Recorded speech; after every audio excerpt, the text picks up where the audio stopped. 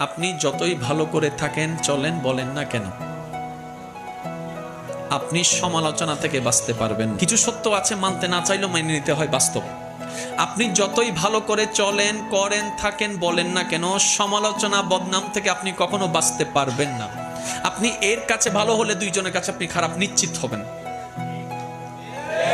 সবার সাথে কখনো ভালো থাকা যায় না, পৃথিবীর সবাইকে খুশি করা যায় না, কিন্তু আমরা বোকার মতো সেই মানুষকে বারবার খুশি করার জন্য চেষ্টা করতেই থাকি, অক্লান্ত পরিশ্রম করতে থাকি।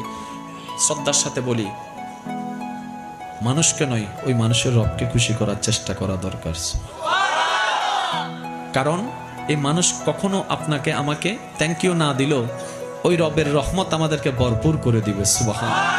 তাহলে সমালোচনা, বদনাম আপনি যদি মনে স্থান দেন, আপনার মন বারবার আঘাতপ্রাপ্ত হবে, কষ্ট পাবে। তাহলে যেই জিনিস আমাকে বারবার আঘাত দিবে সেটা আমার রাখার দরকার নাই। সেজন্য সবাইকে শুধু ক্ষমা করতেই থাকবেন। মনে রাখবেন, যে ক্ষমা যত বেশি করতে থাকে তে তত বেশি সুখে শান্তিতে থাকতে পারে। সুবহানাল্লাহ।